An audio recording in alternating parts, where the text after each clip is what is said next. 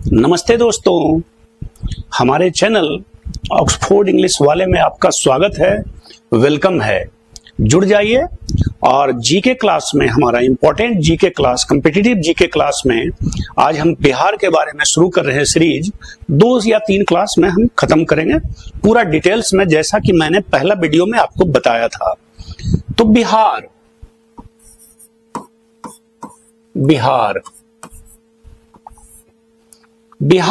का ये राजकीय प्रतीक चिन्ह है। देखिए, राजकीय प्रतीक चिन्ह बिहार का, और ये स्वास्तिक के साथ है। ये ध्यान रखिएगा, कहीं आपको ऑप्शन में अगर दे दे तो पहचान जाइएगा कि बिहार का ये प्रतीक चिन्ह है। अब बिहार देखिए राज्य कब बना। बिहार का इतिहास थोड़ा सा बता दूं तो बिहार पहले बंगाल में हुआ करता था। बंगाल, पश्चिमी बंगाल, बांग्लादेश हो गया। बंगाल एक ही राज्य था नहीं। 1600 में ईस्ट इंडिया कंपनी आई, सूरजउदौला वहां का नवाब था, तो सब एक ही साथ था पूरा बंगाल में। बिहार अलग हुआ ये, और बिहार के बाद बिहार से फिर झारखंड अलग हुआ। तो 12 मार्च 1912 को, 12 मार्च 1912 को बंगाल से बिहार अलग हुआ, यानी बिहार राज्य अस्तित्व में आया। बिहार की राजधानी पटना, बिहार की राजधानी पटना जान ही रहे हैं। पटना का प्राचीन नाम पाटलिपुत्र, और विशेष बताते हैं। तो बिहार अस्तित्व में आया 12 मार्च 1912 को। बिहार का क्षेत्रफल है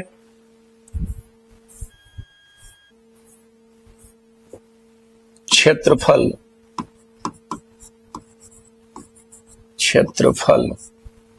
फिर है जनसंख्या बताते हैं, क्षेत्रफल बताते हैं। तो बिहार का क्षेत्रफल 94,163 वर्ग किलोमीटर, 94,163 वर्ग किलोमीटर, ये बिहार का क्षेत्रफल है। अब बिहार की जनसंख्या 2023 के अनुसार, 2023 में जो गिनती हुई उसके अनुसार 13,07,25,310, 13 करोड़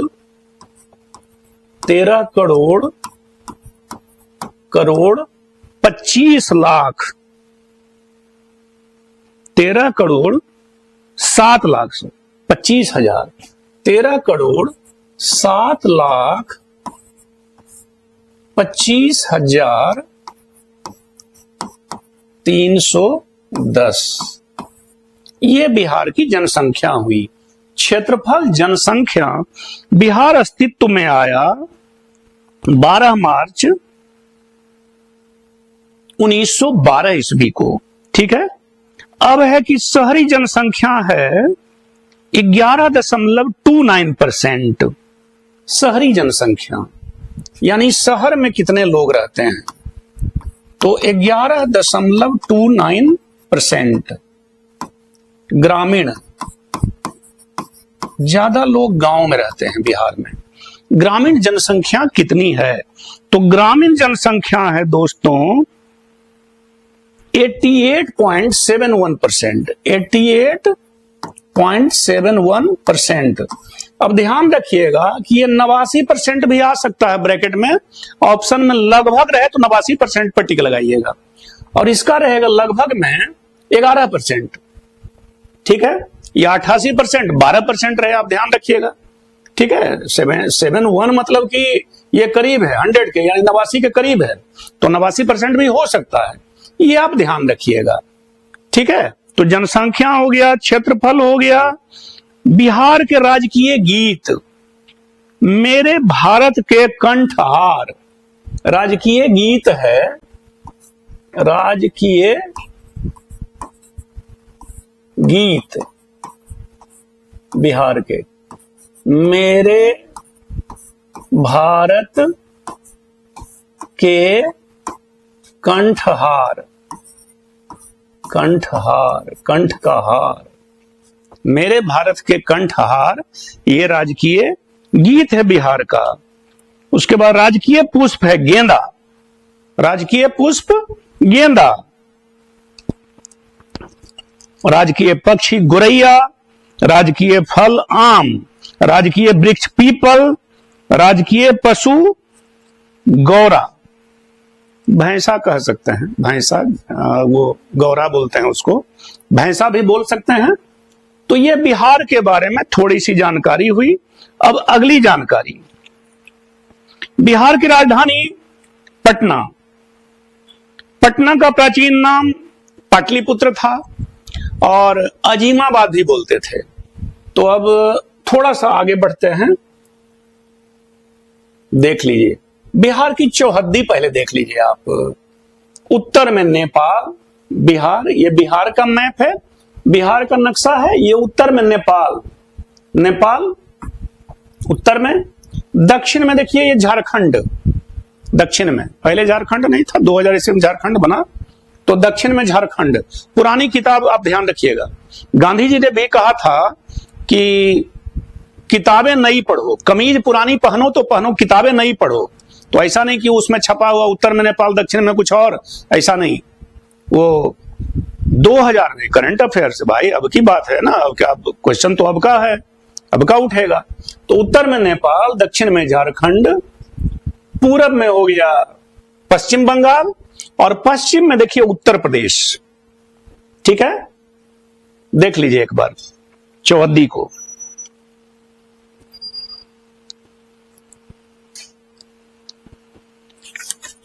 पाटलिपुत्र जो प्राचीन राजधानी थी, चौहद्दी देख लिया, देख लिया ना, वेस्ट बंगाल। हाँ, अब देखिए पटना प्राचीन, इंडिया का नक्शा में ये देखिए कुछ प्राचीन पटना का दिखा रहा हूं, जो पाटलिपुत्र कहा जाता था, मगध क्षेत्र की राजधानी थी और गुप्ता डिनेस्टी का, गुप्त साम्राज्य की राजधानी थी वो। तो पाटलिपुत्र उस समय बोला जाता था, पाटलिपुत्र। देखिए हाँ, पाटलिपुत्र, ये पाटलिपुत्र राजधानी थी, मगध की राजधानी, जो आज पटना कहलाता है। तो एक तरफ वहां ये देखिए पटना का, ये आज का नक्शा है, आधुनिक नक्शा, मैप पटना का, देख रहे हैं ना, बाढ़ है, इधर मोकामा है, इधर देखिए ये रेलवे लाइन है, मेन लाइन, दिल्ली से हावड़ा जो गई है ना पटना होते, ये मेन लाइन है, हावड़ा चली गई है मोकामा ओकामा होते हुए। देखिए मोकामा होते, क्यूल होते, जसीडी होते, है ना, ये चली गई है मेन लाइन। और इधर देखिए पटना ये पूरा है ना, तो फतुहा है, फतुहा ये पटना का मैप है। हाँ, उधर मनेर है, दानापुर है, ये सब, हाँ, फुलवारी शरीफ है, ये आज का पटना है। और एक तरफ हो गया इधर भोजपुर, जहानाबाद, नालंदा है ना, वैशाली है, समस्तीपुर है, ये बेगूसराय है, ये सब देख रहे हैं ना मैप में। और पटना के किनारे, पटना गंगा नदी के किनारे बसा हुआ है। ठीक है, तो गंगा नदी के किनारे आज पटना बसा हुआ है। और ये देख लीजिए कुम्हरार जो देख रहे हैं, यहां कुम्हरार है, मैप में दिख रहा है कुम्हरार। तो कुम्हरार जो था, ये पाटलिपुत्र जो राजधानी थी ना, मगध की राजधानी पाटलिपुत्र, ये तो पाटलिपुत्र जो मगध की राजधानी थी, वो अशोक के टाइम में, हाँ, कुम्हरार जो है, कुम्हरार आज का कुम्हरार बोला जाता है ना। हम लोग घूमने भी वहां गए हैं, पिकनिक उकनिक मनाने गए हैं, खदान है वहां, खुदाई हुआ है, तो कई सारे वहां पे मगध के निशान निकले हैं, मगध साम्राज्य के बहुत सारे निशान, स्तूप वगैरह निकले हैं, बहुत सारे चीज है, आप जाकर देख भी सकते हैं आराम से। पटना से 2 लाइन गई है, आज का जो पटना है, अशोक राजपथ होते हुए एक पटना सिटी गई है, ऑटो जाती है, ऑटो टोटो वगैरह जाती है। दूसरा है चिरैया टांड़ पुल से पार करके कंकड़बाग होते हुए पटना सिटी। तो उसमें मिलेगा कुम्हरार। आप टोटो वाले को या ऑटो वाले को बोलेंगे कुम्हरार जाना है, तो ऐसे भी कुम्हरार कुम्हरार बोलते रहेगा, स्टेशन से, पटना जंक्शन से बोलते रहेगा कुम्हरार कुम्हरार। कुम्हरार में आप जाके आप रिसर्च करना चाहें, लिखना चाहें, किसी चीज में आप इतिहास की जानकारी चाहें, मगध साम्राज्य के बारे में, तो ये राजधानी पाटलिपुत्रा का जो था वो कुम्हरार में निकला हुआ है। आप यहां जाके पूरी जानकारी ले सकते हैं, घूम सकते हैं, फिर सकते हैं, पार्क भी है। ओके, अब देखिए नेक्स्ट में आ जाइए। पटना का देखिए प्रमुख स्थल में कौन कौन है। तो जैसे ही जंक्शन से उतरेंगे तो हनुमान मंदिर है, महावीर मंदिर, प्रसिद्ध महावीर मंदिर पटना का, ये मिलेगा जंक्शन से बगल में। उसके बाद जंक्शन से टेम्पू मिलती है गांधी मैदान के लिए। तो गांधी मैदान के लिए आप जब ऑटो बैठेंगे तो आप ऑटो वाले को बोलिए गोलघर हमको जाना है। गांधी मैदान भी करीब में है, लेकिन इतना बड़ा है कि अगर आप गांधी मैदान चले जाएंगे ऑटो स्टैंड के पास, फिर आपको पैदल रिटर्न होना पड़ेगा गोलघर के लिए। वही देखिए गोलघर है, ये पटना का ऐतिहासिक इमारत है। तो आप उधर से ही ऑटो ले जाती है, उतर जाएंगे तो वहीं से आपको दिखेगा गोलघर। बगल में बिस्कोमान टावर है 24 तल्ला, वहीं बगल में है गोलघर, डीएम आवास है। तो गोलघर में आप चढ़ना नहीं भूलिएगा। देखिएगा अब तो मेंटेन वगैरह होने लगा है, पहले तो पूरा काला था भाई। हम लोग बच्चे थे तो जाते थे गोलघर पर, चढ़ते थे, सीढ़ी है बना हुआ, और ये सीढ़ी का ही चित्र है, ये देखिए सीढ़ी है अंदर में, ये सब सीढ़ी है बना हुआ, ये जो है ना ये सीढ़ी वाला है। हाँ हाँ, और सीढ़ी चढ़ के फिर आप ऊपर वहां जाते हैं, वहां छोटा सा जगह है खड़ा होने का, छोटा सा छत है, कोई बड़ा नहीं है। और उसमें अंदर में जो है, जो गेट देख रहे हैं, ये गेट है ना गोलघर का, ये वाला, तो इसमें अब गेहूं का, चावल का बोरा, एफसीआई का गोदाम है बना हुआ, बड़ा काम आ रहा है, बनाया था अंग्रेजों ने, अभी हमारे भारत में काम आ रहा है, वही है गोलघर। ठीक है ना। तो ये पटना का घूमने लायक जगह है, और भी बहुत सारा जगह है, मैं बताऊंगा फिर। तो पक्षी बता दिया, पुष्प बता दिया, वृक्ष बता दिया पीपल, पशु बता दिया गौरा यानी भैंसा, पुष्प राजकीय पुष्प गेंदा। अब आ जाइए यहाँ की राजधानी, अभी तो पटना है बिहार की राजधानी, और बिहार की सांस्कृतिक राजधानी दरभंगा है। ठीक है ना, वो बताएंगे, दिखाएंगे। बिहार की सांस्कृतिक राजधानी दरभंगा। तो दरभंगा का ये किला का फोटो है, दरभंगा महाराजा का। और आप अशोक राजपथ में जाएंगे तो यूनिवर्सिटी है, पटना यूनिवर्सिटी, उसमें दरभंगा हाउस भी है। बीएन कॉलेज का, बिहार नेशनल कॉलेज का बिल्डिंग भी है, वो दरभंगा महाराजा का दिया हुआ, ठीक गंगा किनारे।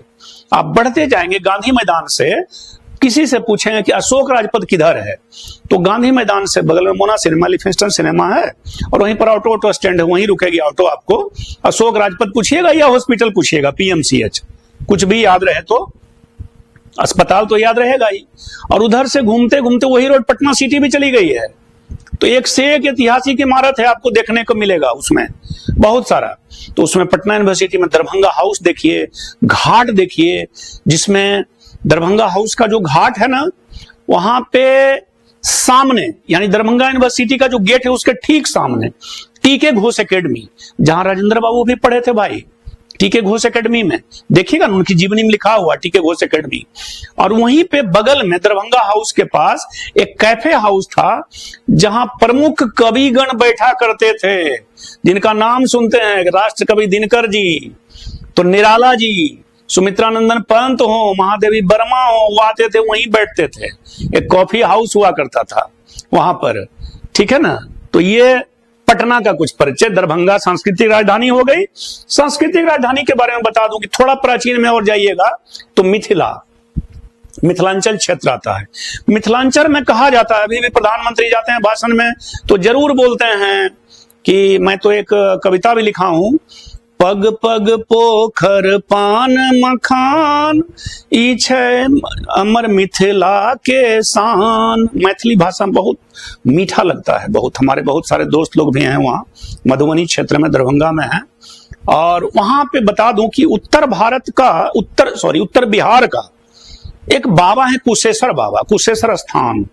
तो वो राजा कुश का बनाया हुआ मंदिर है, शिव का, महादेव का मंदिर है। इतनी भीड़ रहती है वहां, इतनी आस्था है, माने पूरे उत्तर बिहार का। और पग पग पोखर पान मखान, जगह जगह वहां पोखर मिलेगा। अभी भी पान तो खाना ही पड़ेगा। हम पान नहीं भी खाते थे, फिर भी डेगे डेग पे पान खाना पड़ता था। मीठा पान खाए, फिर अगला चौराहा पे गए, दोस्त लोग मिल गया, फिर वहां पे ये पान फेंकिए, दूसरा खाइए। मतलब ये प्रतिष्ठा वहां का है। बोली इतना मधुर वहां का। तो ये मिथिलांचल, और वही मिथिला, याद करिए, जनकपुर, जनकपुर की राजधानी मिथिला, ये मिथिलांचल क्षेत्र।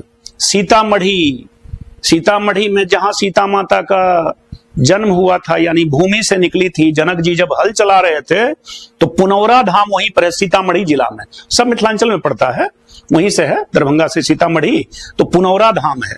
और बगल में रिक्शा से आप जा सकते हैं, टोटो से जा सकते हैं, बस से जा सकते हैं। बगल में जनकपुर जो है जगह, नेपाल, जनकपुर, जहां राम भगवान आए, वहां विवाह हुआ राम का। सारे देवी देवता, बाबा भोले भी वहां उतरे थे। तो सोचिए कितना अच्छा जगह है और कितना ऐतिहासिक जगह है। बाद में आधुनिक काल से थोड़ा पहले, कहिए आज के थोड़ा पहले, दरभंगा महाराजा वहां का राजा हुए, वहां के राजा, और उन्हीं का ये किला का ये है अवशेष अभी, और ये तालाब है। ठीक है, तो सांस्कृतिक राजधानी है, इसलिए कि हमारी संस्कृति से जुड़ी हुई है भाई। सीता माता है ना, राम जी वहां आए विवाह करने, दशरथ आए, जनक राजा को विदेह कहा जाता था, यानी राजा होते हुए भी उनको कोई संपत्ति से मोह नहीं था, विदेह राजा। और अभी भी मखाना का वहां बहुत खेती होता है। और क्या, मछली बताना भूल ही गए। दरभंगा पग पग पोखर है तो मछली तो होगा ही, बहुत बड़ा व्यापार है वहां, मछली का बहुत बड़ा व्यापार, बहुत बाहर भी जाता है मछली वहां का। अब थोड़ा बताना चाहूंगा सांस्कृतिक राजधानी के बाद आ जाइए दरभंगा। जितना भी बताए दरभंगा कम है, डिटेल्स बताऊंगा एक एक डिस्ट्रिक्ट के बारे में। अब आ जाइए, देखिए बिहार के बारे में कि प्रथम मुख्यमंत्री और प्रथम राज्यपाल। तो बिहार के प्रथम मुख्यमंत्री डॉक्टर श्री कृष्ण सिंह, इनका पूरा ओरिजिनल नाम था डॉक्टर श्री कृष्ण सिन्हा, ठीक है ना, और हम लोग ऐसे डॉक्टर श्री कृष्ण सिंह बोल देते हैं। आजादी के पहले भी एक बार एक कंपटीशन में क्वेश्चन आया था, मैं देखा था कि बिहार के प्राइम कौन थे, प्रधानमंत्री कौन थे, 1939 ईस्वी में पूछ दिया था। एक लड़का खाली था, थोड़ा गड़बड़, मोटा तगड़ा था, हाँ दिमाग भी उसका मोटा, कहता है क्वेश्चन है गलत है, बिहार के प्रधानमंत्री होते थे। अब भाई क्वेश्चन है, अच्छी कंपटीशन का क्वेश्चन है, थोड़ा ही गलत होगा। प्राइम थे बिहार का, आप देख लीजिएगा ना, मिल जाएगा किताब में, मिल जाएगा और भी कहीं मिल जाएगा। तो उस समय प्रधानमंत्री एक पद बनाया था अंग्रेजों ने, तो श्री कृष्ण सिंह ही थे 1939 में प्रधानमंत्री। 47 में जब देश आजाद हुआ तो प्रथम मुख्यमंत्री। इनका क्षेत्र दिखाता हूं। और पहला राज्यपाल जयराम दास दौलत राम, पहला राज्यपाल। वर्तमान के राज्यपाल श्री राजेंद्र कार्लेकर जी हैं अभी, आर्लेकर, राजेंद्र आर्लेकर, सॉरी आर्लेकर, राजेंद्र आर्लेकर ऐसे लिखाएगा, आर्लेकर ऐसे, आर्लेकर, राजेंद्र आर्लेकर जी ऐसे देख लीजिएगा, आर्लेकर।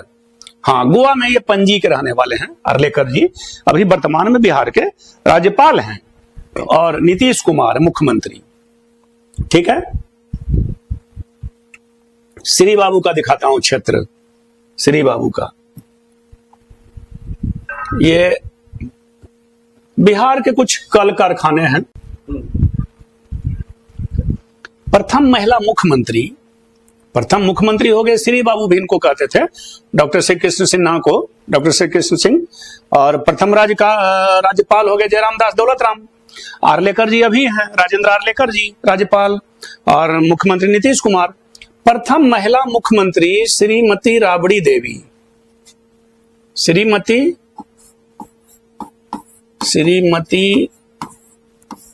राबड़ी देवी, राबड़ी देवी प्रथम महिला मुख्यमंत्री बिहार की, श्रीमती राबड़ी देवी। इसके बाद आ जाइए बिहार के कुछ प्रमुख कल कारखाने। बिहार में, बिहार का एक प्रमुख जिला है बेगूसराय। उत्तर बिहार का ये उद्योग नगरी भी कहलाता है बेगूसराय, क्योंकि हिंदुस्तान लेवल का एक चीज है भाई, रिफाइनरी, बरौनी रिफाइनरी है ना। गुजरात में कोयाली में है, मथुरा में रिफाइनरी है, तो यहां बरौनी में भी है, बिहार में, जो पाइपलाइन द्वारा तेल आता है असम के डिगबोई से, और यहां पर तेल रिफाइन होता है बरौनी रिफाइनरी में। एक्चुअली बरौनी शहर ना, थोड़ा सा बता दूं, कंफ्यूज कर जाएंगे नहीं तो आप। राजेंद्र पुल, राजेंद्र सेतु जो है वो हिंदुस्तान का पहला पुल था जहां ऊपर से रोड है, नीचे से रेलवे, गंगा के उस पार। तो बरौनी ये जब जाने लगते हैं गंगा के उस पार, तो राजेंद्र घाट स्टेशन भी है, राजेंद्र पुल नाम से स्टेशन है। या जैसे आप हाथीदह उतरते हैं, हाथीदह जंक्शन है ना, पटना तरफ से आते हैं तो मोकामा के बाद, और मेन रोड में हावड़ा तरफ से जाते हैं यानी क्यूल के तरफ से, तो हाथीदह मिलेगा। बढ़ैया के बाद हाथीदह लगभग सारी ट्रेन जो लोकल एक्सप्रेस ट्रेन है रुकती है, राजधानी वगैरह नहीं, है ना। तो ये हाथीदह जंक्शन है। हाथीदह जंक्शन में ऐसा है ना कि एक चीज और जान लीजिए, क्रॉस रेलवे लाइन है बॉस, क्रॉस। ये मेन लाइन हो गया ना, हावड़ा वाला मेन लाइन ये, और एक ऊपर से पुल है, पुल से रेलवे लाइन यहाँ रामपुर डुमरा से, जैसे ये जा रही है ना, ये हावड़ा तरफ से जा रही है तो रामपुर डुमरा एक स्टेशन है, रामपुर जंक्शन बोलते हैं। यहां से लाइन कट गई है ऐसे, यहां से, और इसमें मिल गई है रेलवे लाइन, ये पटरी उसमें मिल गई है ऊपर में, और ये जा रही है मेन लाइन जो पटना चली गई आगे, मोकामा बाढ़ बख्तियारपुर होते हुए ये पटना चली गई। हाँ, हावड़ा से आ रही है और ये पटना चली गई मेन लाइन नीचे से, और रामपुर जंक्शन से ऐसे जो कट गई एक लाइन, वो ऊपर से ही हाथीदह में, हाथीदह जंक्शन, हाथीदह में ऊपर से चला गया, ये पुल के ऊपर से। देखिएगा आप हाथीदह में जाइएगा ना, तो नीचे अगर ट्रेन रुकी हुई देखिएगा, सामने ऊपर भी पुल है, ऊपर ये पुल चली जाती है बरौनी, ये लाइन रेलवे लाइन ये चली गई कहां, बरौनी, और बरौनी होते हुए फिर आगे भी आपको बरौनी से सीधे दिल्ली भी जाती है उधर से रेलवे लाइन, और बरौनी से कटिहार की अलग लाइन है वो भी जाती है बरौनी से, तो बरौनी जंक्शन।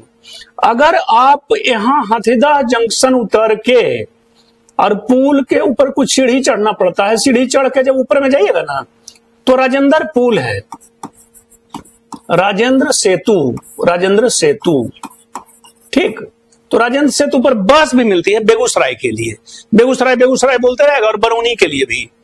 तो राजेंद्र सेतु पर जब आप बस पकड़ेंगे, तो राजेंद्र सेतु से बस पकड़ के आप पहले आएंगे 0 माइल सिमरिया, वहां दिनकर जी का गांव किना है, दिनकर द्वार लिखा हुआ है। जैसे ही पुल से आप नीचे उतरेंगे ना, तो सिमरिया मिलेगा आपको, सिमरिया, दिनकर द्वार लिखा हुआ है।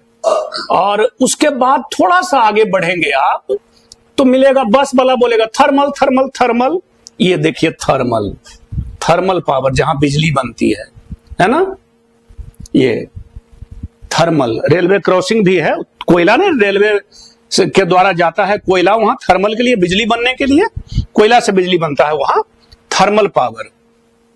थोड़ा सा आगे बढ़ेंगे तो बस वाला बोलेगा फर्टिलाइजर, ठीक है ना,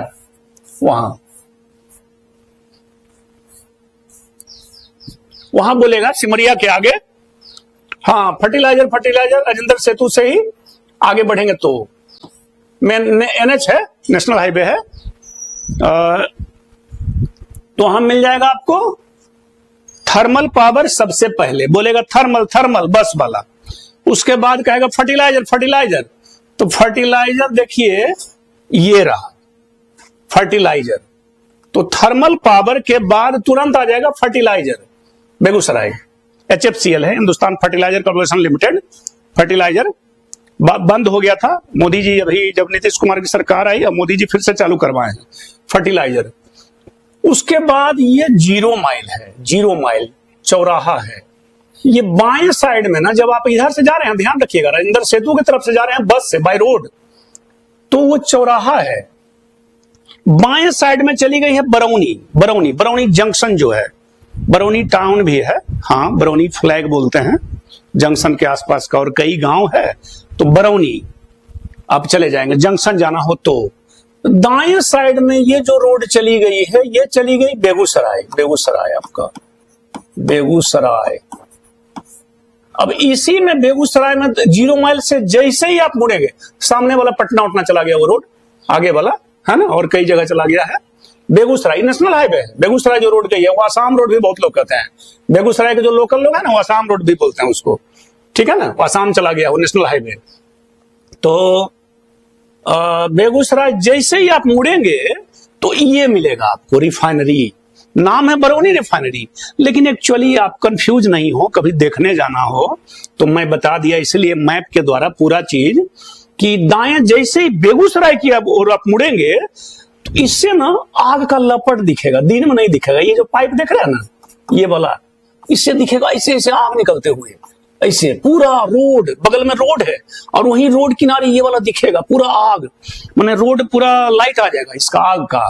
वो जानते हैं अमोनिया शायद गैस जो निकलता है ना, तेल शोधक कारखाना में जो तेल रिफाइनरी में जो शुद्ध होता है, तेल जो शुद्ध किया जाता है मिट्टी से निकलता है ना भाई तेल, तो यहीं पर बनता है क्या, तो किरासिन अलग हो गया, किरोसिन ऑयल, बहुत सारा गाड़ी उड़ी लगा हुआ रहेगा, किरोसिन ऑयल अलग निकलेगा, पेट्रोल अलग, तो डीजल अलग, और वहीं पर फिर बनता है गैस, कौन gas, LPG, liquefied petroleum gas. और थोड़ी सी जानकारी ले लीजिए, सब इसी में, इसी फैक्ट्री में। उसके बाद कचरा जो है फेंका जाता है, जो कचरा निकलता है वो जैसे मान लिया किरोसिन निकल गया, कुछ मट्टी तो से तो जमीन के नीचे से तो तेल नहीं निकल रहा भाई, खाली जो असम से आ रहा है, बाकी जिसका नेचर किरोसिन वाला है तो किरोसिन अलग हो गया मशीन से, ये पेट्रोल अलग हो गया, डीजल अलग हो गया, और जगह जगह पेट्रोल पंप पे वहीं से फिर जा रहा है अपना स्टॉक होके, वो अलग प्रोसेस है, और वहीं पर बनता है फिर gas, LPG, liquefied petroleum gas, ठीक है ना, आइसोब्यूटेन, नॉर्मल ब्यूटेन जो, तो वहीं पे ये गैस बनता है एलपीजी। और ये जो है यहाँ पे हम लोग तो बराबर देखे हैं, वो रोड एकदम दिखेगा, ये जो बस से जाइएगा ना बेगूसराय, बस से यानी बाई रोड जाइएगा तो थोड़ा अंधेरा जब हो जाएगा, दिन में नहीं दिखेगा, लाइट तो जलते रहता है दिन रात, तो वो जो हम किसी से पूछे थे बचपन में कि आग क्यों जलता है, तो वो जो गैस निकलता है ना जो उधर से, तो उसको वहीं डिस्ट्रॉय किया जाता है, यानी जलाया जाता है, क्यों, ताकि प्रदूषण नहीं हो। और ये गंगा नदी पर पुल है बॉस, गंगा नदी पर, हाँ अंदर से तो जो है गंगा नदी पर है, तो वो प्रदूषण नहीं हो, यानी वो गैस निकलते जाता है जो हानिकारक गैस होता है और जलते जाता है, डिस्ट्रॉय होते जाता है, ठीक है ना, वो धक धक धक धक एकदम जलते रहेगा हमेशा, दिन रात 24 घंटा। हाँ अंदर तो फैक्ट्री में नहीं गए हम, लेकिन ऑफिस में गए हैं वहां, तो ये हुआ बरौनी रिफाइनरी, ठीक, तो समझ रहे हैं, थर्मल पावर पहले मिलेगा, उसके बाद मिलेगा फर्टिलाइजर जहां खाद बनता है, HFCL जो सिंदरी है, सिंदरी का भी ब्रांच है तो, और फिर मिलेगा आपको रिफाइनरी।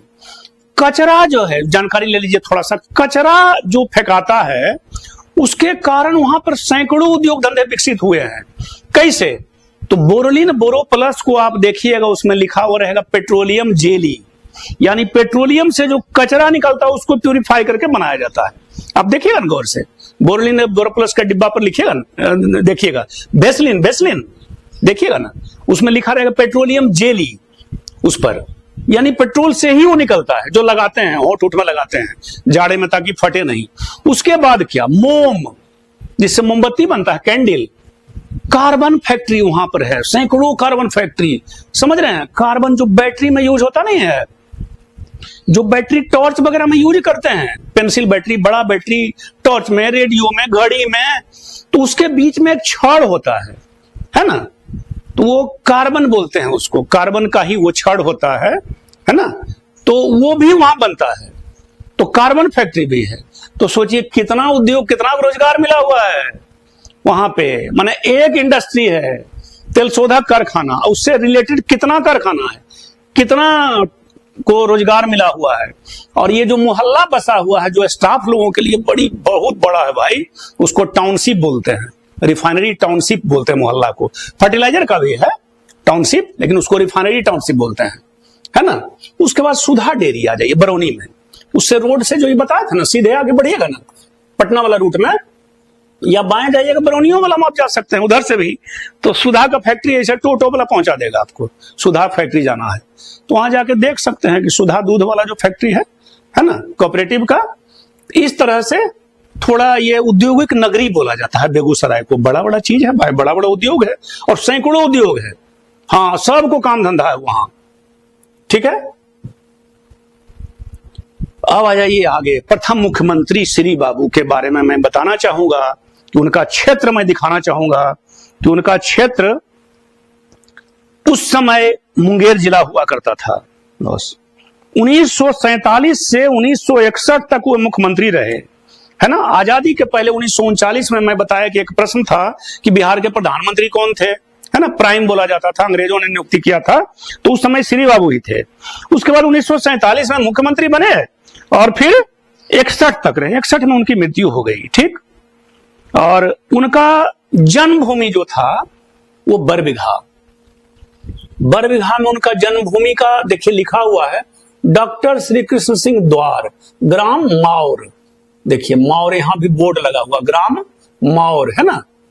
ये इनके नाम पर वहां कॉलेज भी है, श्री कृष्ण राम रुचि कॉलेज, SKR कॉलेज बरबीघा, ठीक है ना। तो बरबीघा विधानसभा भी है ना। और बरबीघा अच्छा शहर है वहां पे, माने पटना का छोटा रूप समझिए। जो पटना में जिस टाइप का सामान मिलेगा वो बरबीघा में मिल जाएगा। बहुत घना शहर है बरबीघा। तो ये जो है उनका गांव है, श्री बाबू का गांव देखिए, मौर क्षेत्र, प्रथम मुख्यमंत्री बिहार के। उसके बाद मौर जो है गांव उतना बड़ा नहीं है। उस विधानसभा क्षेत्र में, यानी इनके क्षेत्र में, जहां कहा जाता है विधानसभा सत्र भी चला था भाई 3 दिन तक आजादी के बाद, वो बरबीघा विधानसभा में ही पड़ता है।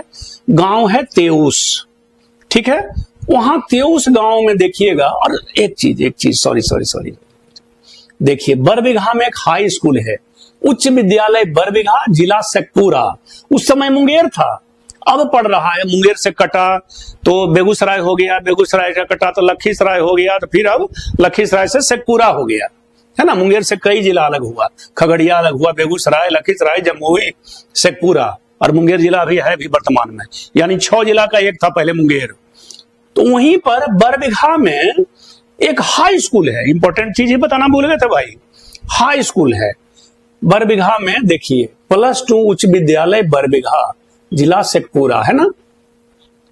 यहां पे रामधारी सिंह दिनकर जो राष्ट्र कवि हुए, सिमरिया गांव के रहने वाले थे, बेगूसराय के सिमरिया के। उस समय पुरानी किताब में देखिएगा तो लिखा हुआ रहेगा मुंगेर जिले के सिमरिया ग्राम में उनका जन्म हुआ था। उसके बाद मुंगेर से बेगूसराय अलग हुआ, खगड़िया अलग हुआ, तो फिर मिलने लगा किताब में बेगूसराय के सिमरिया ग्राम में उनका जन्म हुआ था रामधारी सिंह दिनकर जी का, जो राष्ट्र कवि हुए, बहुत ही स्वाभिमानी। ये राज्यसभा के सदस्य थे। दिनकर जी मंत्री बनाना चाह रहे थे, मंत्री नहीं बने, बोले कि मैं मंत्री नहीं बन सकता हूं, तुमसे जूनियर रहूंगा मैं, मंत्री नहीं बने, ठीक है। तो स्वाभिमान था भाई उस समय, कवि थे, राष्ट्र कवि। ऐसे नहीं हुए, राष्ट्र कवि सब कोई नहीं हो सकता, ठीक है ना। वो दिनकर हैं, रश्मि रथी दिनकर जी का कोर्स में चलता है, रश्मि रथी उनका। तो कवि के बारे में जब बताएंगे ना तो डिटेल्स बताएंगे इनका, उसी बेगूसराय के हैं दिनकर जी। उसके बाद आ जाइए तो दिनकर जी के बारे में मैं बता रहा था कि पहली नौकरी जब हुई उनकी सरकारी नौकरी, तो इस बरबीघा हाई स्कूल के प्रधानाध्यापक हुए। इसलिए मैं दिनकर जी के बारे में इतना बताया, है ना, प्रधानाध्यापक। सोचिए वो स्कूल कैसा होगा बॉस, ये बरबीघा हाई स्कूल कैसा होगा आप समझ सकते हैं। कितने अच्छे टीचर होंगे, जहां राष्ट्र कवि दिनकर प्रधानाध्यापक बन के आए, तो वहां के शिक्षक कैसे होंगे। हमारे भैया भी वहां पढ़े हुए हैं, बताते हैं ना 1980 के आसपास कि कागज को लपेट के ऐसे ले जाते थे, तो उसमें एक मुट्ठी मूढ़ी मिलता था टिफिन के टाइम में, और एक डब्बू घुघनी मिलता था, चना का घुघनी। सोचिए उस समय मिड डे मील चलता था, सिस्टम अलग था। कागज का पन्ना ऐसे पेज होता ना, लपेट लीजिए, एक मुट्ठी मूढ़ी उसमें डाल देता था, मूढ़ी रखा हुआ रहता था टब में, और घुघनी बना हुआ, 2 आदमी वहां पे, एक आदमी मूढ़ी दिया, लाइन में लगा हुआ छात्र आता था, कितना डिसिप्लिन, लाइन में लग के छात्र आ रहा, अपना अपना अपना कागज लेके आया, बर्तन उर्तन का सिस्टम नहीं था, कागज में इसे लपेटा, एक मुट्ठी मुढ़ी दिया, फिर आ गया इधर, एक डब्बू चना मिला, चला गया, मुढ़ी घुगनी खा लिया। तो इस टाइम मिड डे मील का ये सिस्टम था। वो बरबीघा हाई स्कूल, समझ जाइए शिक्षा कितनी उच्च होगी, एक से एक लोग निकले हैं। और यहां से पढ़कर हमारे बड़े भैया, हमारे चचेरे भाई, और गांव एक है वहां पे हाई क्वालिफाइड गांव, बहुत ही घना बस्ती है ना, उस गांव का नाम है तेउस। इसको मैं बताना चाहूंगा इसलिए कि उस इलाके का बहुत ही प्रसिद्ध गांव है। और मुझे मालूम है कि मैं जहां जहां उस गांव का नाम बोला हूं सभी लोग जानते हैं, बिहार झारखंड में है ना, यूपी में भी लोग जानते हैं। इसलिए कि जज से लेके कमिश्नर तक, उत्तर प्रदेश के सचिव उचिव कई पोस्ट पर रहे हैं भाई। और कितना जज और कितना आईएएस आईपीएस है और कितने लोग विदेश में हैं, वो गांव देखने लायक है, जरूर कभी देखिए। वर्तमान में इस गांव में जो हाई स्कूल था ना पहले, उसके पहले देखिए मिडिल स्कूल, खपड़ैल वाला था मिडिल स्कूल, अब देखिए ऐसा है। वहां का मध्य विद्यालय, कई कन्या विद्यालय है, लोअर स्कूल है, वहां बड़ा गांव है भाई, कई लोअर स्कूल है, कई कन्या विद्यालय है, हरिजन विद्यालय है, कई स्कूल है। उसके बाद हाई स्कूल है, +2 हाई स्कूल। वहां के एक प्रसिद्ध व्यक्ति थे श्री कृष्ण मोहन प्यारे सिंह उर्फ लाला बाबू। जब बरबीघा से बिहार शरीफ रोड की तरफ आप जाएंगे तो बाईपास में है, ये बजरंगी चौक है, वहां से जब आगे बढ़ेंगे तो अमामा मोड़ है, वहीं पे लिखा हुआ है तेउस ग्राम। गेट बना हुआ है, जैसे मौर वाला गेट बना हुआ है ना, उसी तरह गेट बना हुआ है, लिखा हुआ ग्राम तेउस। उससे रोड जाते हैं, वो बाईपास हो गया। बाकी बरबीघा बाजार के अंदर से भी है रोड, गौरक्षणी होते हुए, बहुत पुराना गौरक्षणी है, वहां गौ का सेवा किया जाता है, तो वहां अंदर शहर से भी है और बाकी बाईपास होके भी। तो उसी में वो गांव है तेउस, और वहां एक हाई स्कूल, मिडिल स्कूल और हाई स्कूल का ये चित्र है। तो श्री कृष्ण मोहन प्यारे सिंह उर्फ लाला बाबू, उनके नाम पर देखिए श्री कृष्ण मोहन स्मारक उच्च विद्यालय तेउस, ये नाम है। दूर दूर से लोग वहां आता था फॉर्म भरने, अब वो सिस्टम खत्म हो गया। वो सब पहले चलता था भाई, अब जो क्लास करता है, रेगुलर पढ़ता है, बहुत अच्छा स्कूल का डिसिप्लिन है, बहुत अच्छे अच्छे टीचर हैं, संस्कृत के विद्वान टीचर पंडित जी, एक से एक वहां टीचर है भाई। हाँ, गांव के भी कुछ बहुत ही प्रसिद्ध टीचर थे। हाँ, सुदामा बाबू हिंदी पढ़ाने वाले, सुनील बाबू एक से एक टीचर, नवल बाबू साइंस के, गुप्ता जी के बायोलॉजी पढ़ाने वाले, गजब गजब के टीचर थे भाई। आज वो स्कूल क्या बताया जाए, है ना, अफसोस है कि ना वैसे छात्र हैं और ना स्कूल वैसा, ना शिक्षक, है ना। सुविधा बहुत ज्यादा बढ़ गई है, उस समय सुविधा नहीं था, बरामदा वरामदा मट्टी का हुआ करता था, स्कूल की बिल्डिंग बन गई। लेकिन सवाल है कि छात्र बढ़िया से रहिए, शिक्षक भी आपको जरूर पढ़ाएंगे, मन से पढ़ाएंगे, ठीक है ना। और शिक्षक से कोशिश करिए ज्ञान लें, ज्यादा से ज्यादा ज्ञान। तो उस गांव में ये बढ़िया बढ़िया स्कूल है भाई, और अच्छे अच्छे टीचर हैं। चलिए, ये श्री बाबू का क्षेत्र है, ठीक है, ओके। तो डिटेल्स फिर बताएंगे, क्योंकि एक क्लास में होगा नहीं, 2 या 3 क्लास में हम ये पूरा खत्म करेंगे बिहार के बारे में, और पूरे कंपटीशन की आपकी तैयारी हो जाएगी बिहार के बारे में। बहुत सारा चीज, रहन सहन, खाद्य सामग्री, क्या क्या अनाज उत्पादन होता है, बिहार किस चीज में नंबर 1 है, वर्ल्ड में नंबर 1 भाई, देखिएगा ना। तो ठीक है बॉस, नमस्ते स्टूडेंट्स, नमस्ते नमस्ते। फिर मिलेंगे। हमारे यूट्यूब चैनल ऑक्सफोर्ड इंग्लिश वाले को सब्सक्राइब करिए और लोगों को बताइए, फ्री में पढ़ लेंगे भाई, है ना, घर बैठे पढ़ लेंगे, ओके। तो बताइए, आप भी फायदा उठाइए और दूसरों को भी बताइए, ओके। थैंक यू, नमस्ते।